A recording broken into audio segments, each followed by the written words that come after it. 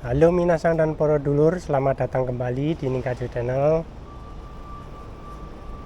Kembali saya ingin menyapa para dulur, semoga sehat semuanya.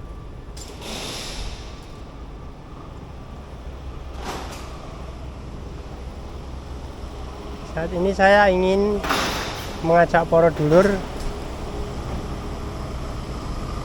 berkeliling kota di sekitar tempat tinggal saya lagi. Ini kebetulan pulang kerja habis masuk malam, pulang sambil muter-muter.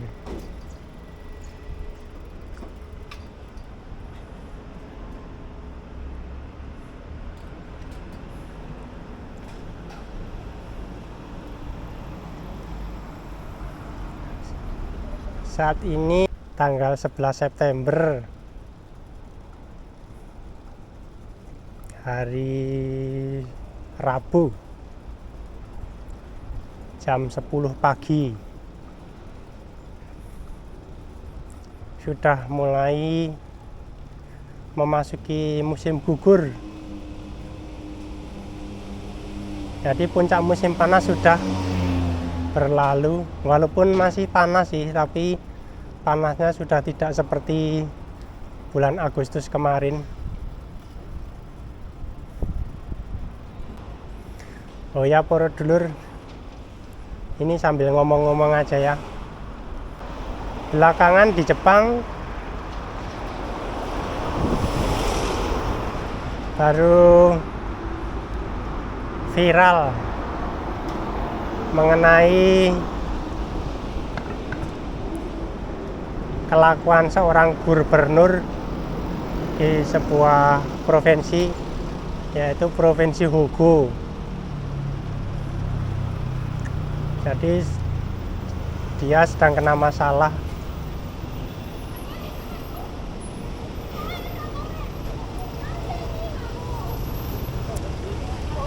Masalahnya ialah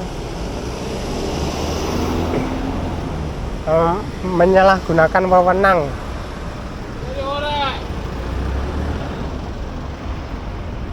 Menyalahgunakan kekuasaan.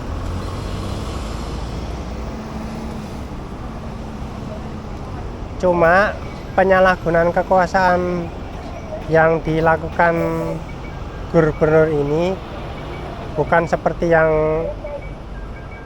para dulur pikirkan, seperti korupsi, KKN, nepotisme.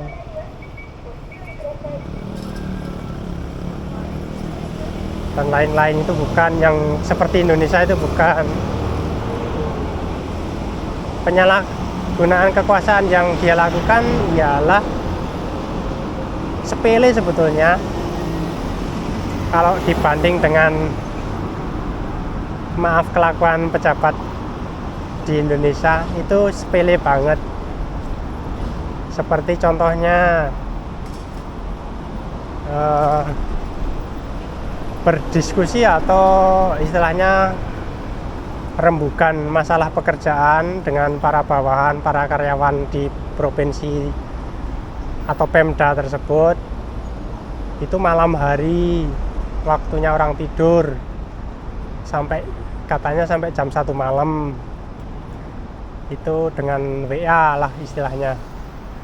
Jadi dia mengirimkan WA atau line messenger itu ke pegawai-pegawainya, itu sampai malam hari. Terus sering berkata kasar pada bawahan, kayak kata-kata menyindir begitu ya. Kalau dilihat di berita itu nggak kasar banget sih sebetulnya.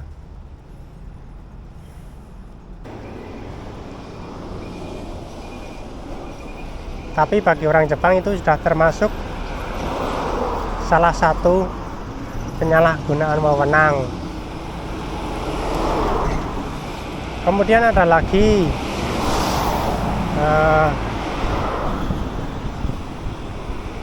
dia melakukan pelanggaran internal di tempat kerjanya. Contohnya, dia tidak mau parkir mobilnya itu di tempat yang sudah ditentukan.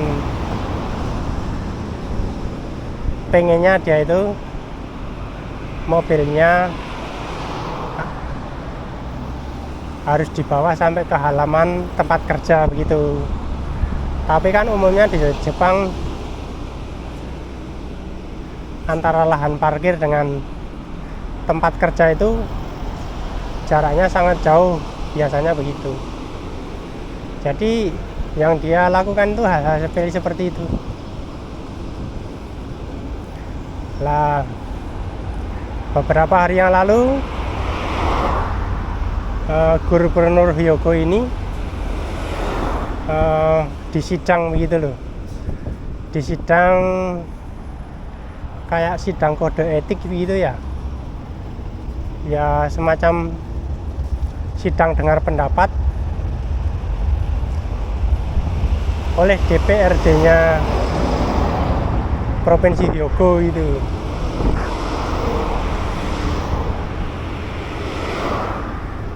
Kan sebetulnya apa yang dia perbuat ini sebetulnya sudah lama dan berkali-kali begitu. Cuma pegawainya itu nggak ada yang berani mengungkapkan.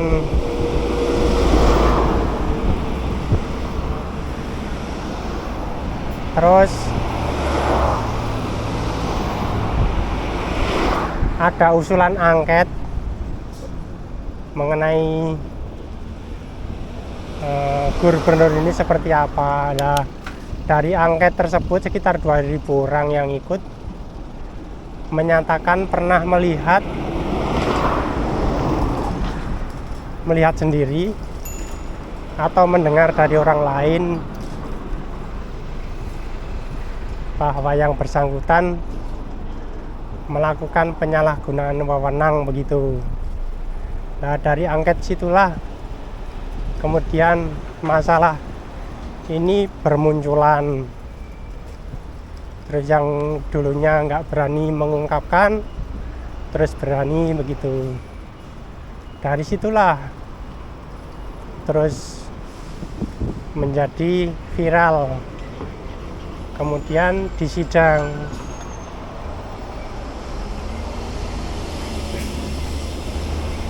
Lah, minggu kemarin disidang, bukti-bukti dikumpulkan,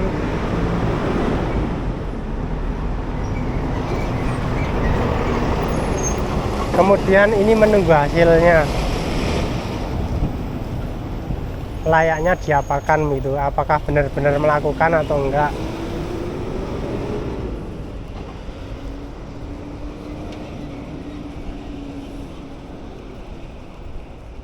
Cuma nanti hasilnya gimana belum tahu.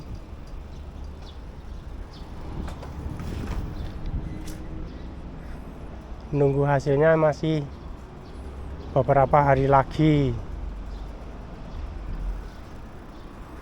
Ya, itulah contoh pejabat Jepang.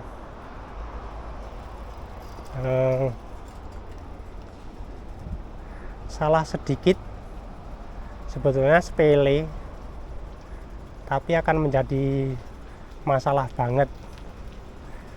Karena di Jepang ini sebisa mungkin pejabat tidak melakukan kesalahan, apalagi yang berhubungan dengan publik. Berbeda dengan pejabat di negara kita ya.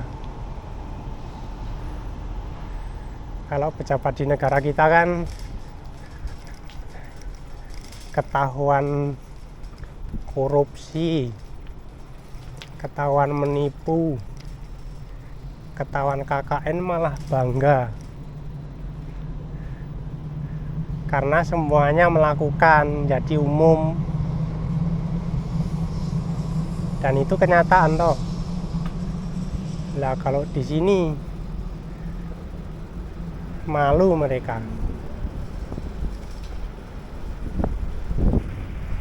karena mereka sadar pejabat publik yang membayar, yang menggaji ya rakyat sendiri toh, ditarik dari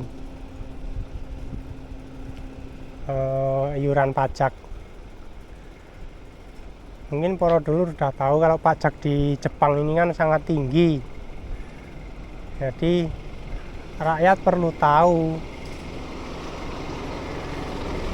pajak yang dibayarkan itu untuk apa aja. Harus ada pertanggungjawabannya.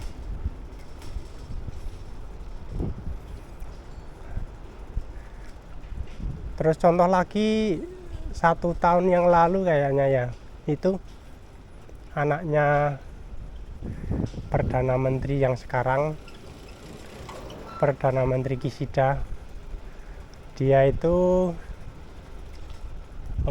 melakukan sedikit kesalahan, kayaknya itu foto-foto di tempat yang nggak umum gitu loh,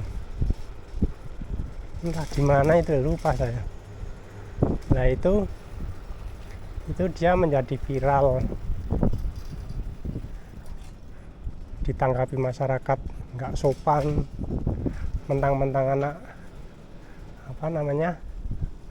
anak Perdana Menteri, terus nggak mencerminkan sebagai seorang anak pejabat dan lain-lain.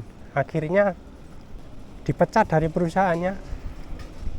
Terus kemudian bapaknya Perdana Menteri Kishida itu juga minta maaf ke publik bahwa anaknya tidak beretika, bla bla bla, gitulah pokoknya. Bahkan anaknya dipecat dari perusahaan pun bapaknya itu mendukung, malah berterima kasih begitu loh. Ya itulah contoh etika pejabat di sini. Mereka sangat malu kalau melakukan kesalahan. Yaitu perbedaan pejabat publik di sini sama di negara Indonesia.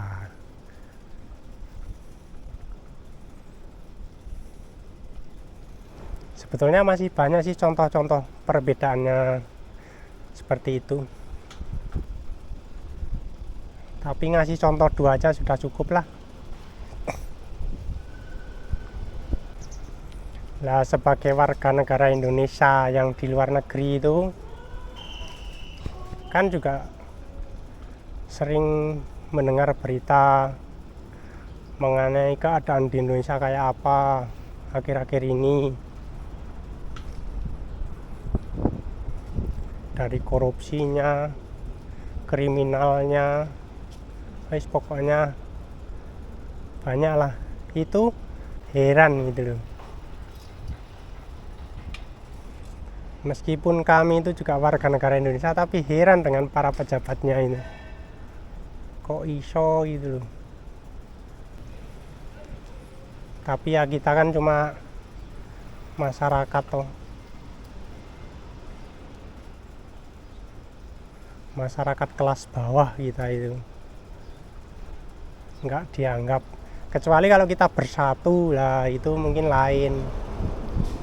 Lah kita itu gampang dipecah belah, suaranya nggak pernah menyatu, mendua. Jadi ya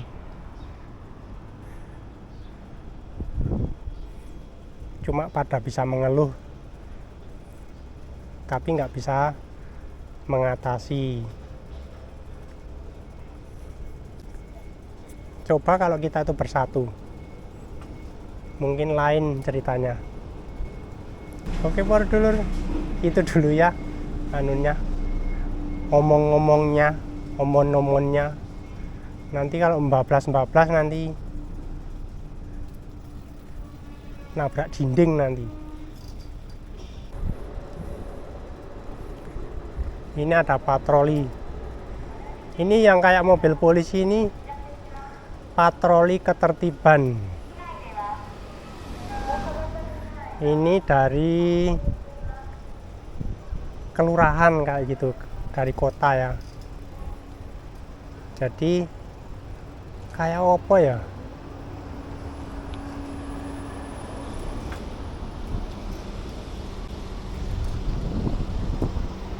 kasih jalan. Jadi mereka itu kayak volunteer atau apa namanya di Indonesia itu, kayak petugas pembantu ketertiban begitu loh. Jadi mereka berkeliling menghimbau ke masyarakat untuk menjaga ketertiban, bersepeda harus memakai helm, mentaati peraturan, parkir di tempat yang sudah ditentukan, ya kayak gitulah. Terus melaporkan ke polisi kalau pas keliling itu dia melihat kriminalitas begitu. Bagus sebetulnya. Cuma di sini tuh kriminalnya sedikit ya. Jadi mereka kerjanya nggak ada sebetulnya, cuma muter-muter aja. Cari masalah tapi nggak ada masalah, ya gimana coba? Coba kalau di Indonesia, wah pusing mereka. Baru jalan sebentar udah lapor, nanti jalan sebentar lagi lapor malah. Oke para dulur, ini sudah sampai rumah. Sekian dulu video kali ini. Semoga video ini tidak bermanfaat. Nantikan video selanjutnya ya. Terima kasih dan sampai jumpa.